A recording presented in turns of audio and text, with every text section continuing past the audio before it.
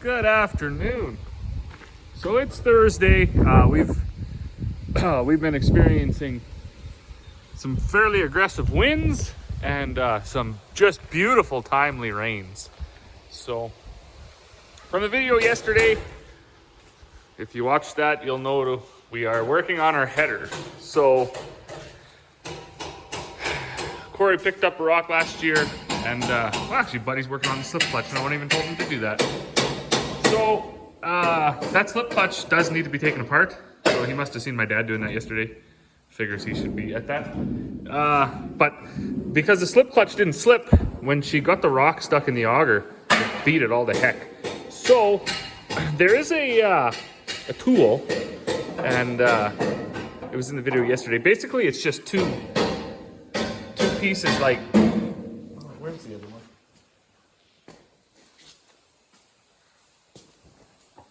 So effectively, it's this.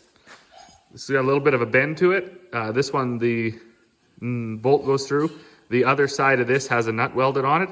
And what it was for is these finger holes often get bent up. These augers used to have steel fingers. We switched them out to these, whatever, plastic, I guess if you want to call it. But that's what it was for. So it was for a very small area. And you just, you put it through and it pulls it right out, pulls it right straight. What I found for these bigger dents, I was heating this up this morning already a little bit. I didn't want to do that because I don't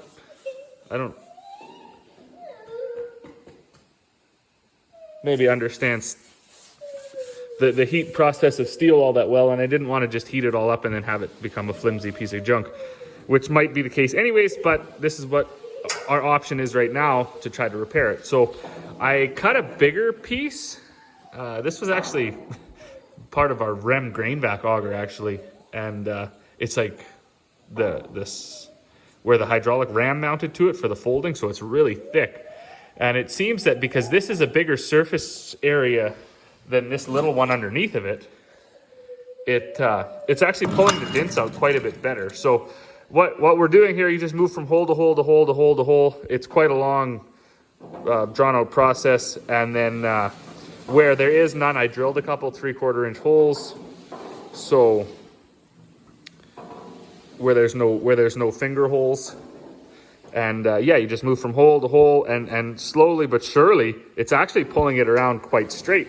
And I didn't know if we were going to get it or not. I was a little bit skeptical yesterday, and me and my dad were actually kind of skeptical all winter. Kind of our plan was to just look at the auction sales and try to find a new header, one with 4 1/2 reels and a couple of other options. But this is actually working. So, but as is the case when you're working with little ones, Buddy grabbed my drill yesterday and he dropped it. So I didn't know that till this morning, but he broke the battery, so I had to drill the holes out. And I think it'll still work. It's just one of those things when you're working with the little ones. You just put it back together. I'll find a couple more, but it's just one more thing to fix. And I can definitely tell you, so far in my experience as a parent, these little guys are definitely more valuable than they are a hindrance. Even the odd thing that they break or misplace or whatever is easily offset by the joy they bring to your life. Even if they're not helping physically and mechanically, they're helping your mental health. But I'm gonna put the battery back together quick, and then. Some of this stuff is kind of hot, so we'll probably go in and have lunch and then keep working at it. We're supposed to get rain tomorrow. We're supposed to get rain on and off today. It's too windy to spray. I do still got to go spray for my neighbor, but we got lots of time. His barley is probably within the next week. If we get it sprayed, it'll be perfect. So that's our project for today. What happened, buddy? I hammered myself. You hammered yourself? Yeah. Oh boy. What should we do about it? Get a Bandaid maybe? Or should we just have a sucker instead?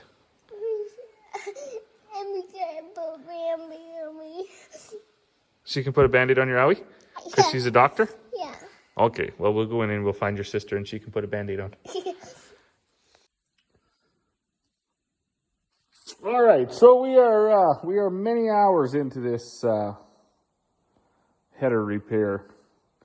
And by many, I mean like probably 5 or 6, which is, I realize, not a lot if you're talking about, you know, real intense operations, but this is not that. So 5-6 hours on this little area is probably more than enough. I got it pretty good. I did a little bit different. I rolled my hoist over here and I hooked my bigger plate up to it, so I could actually, because part of the problem with tin work is if you don't have a solid back behind what you're hammering, it just bounces, right? So when I put this on there and pull up from the bottom, I could actually hammer it out a little bit better. So there's a bit of work to do right there yet, and then I should have taken a before and after because this was pretty banged up.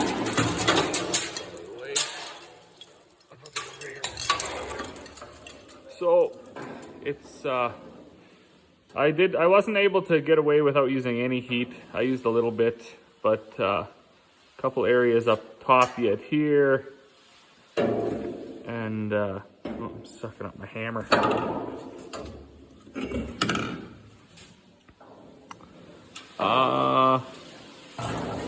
But yeah, for the most part, I'm going to be pretty content with it, I think. Not sure where it's hitting now. There's another hammer in here. There's always lots of tools.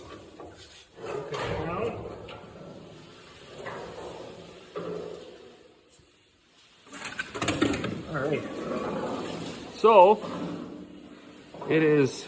I should have done it before. It might be in one of my other videos actually what this looked like.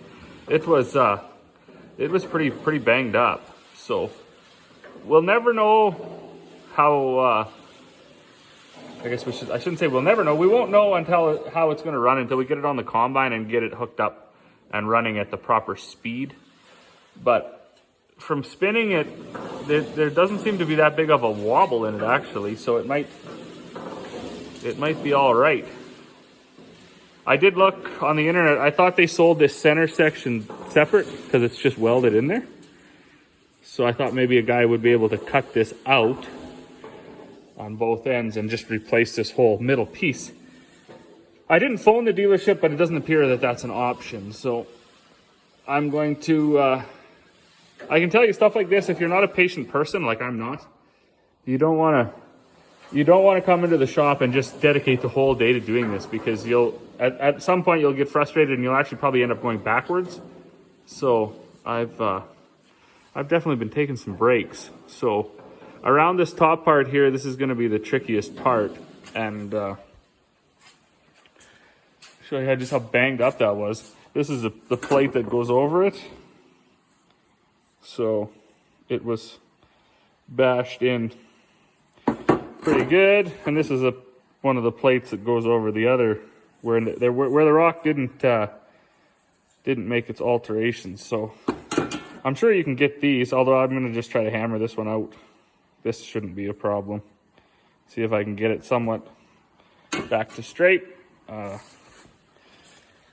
That'll give me a break from doing this, and then once I get this plate hammered out, I will come back and do a little bit more on this header. Alright, so that didn't take very long at all. The guy needs a couple different hammers and a good anvil, a good solid piece of steel that's somewhat curved the right way, and like that, you can take something that was absolutely beat to shit and make it so it'll probably work again.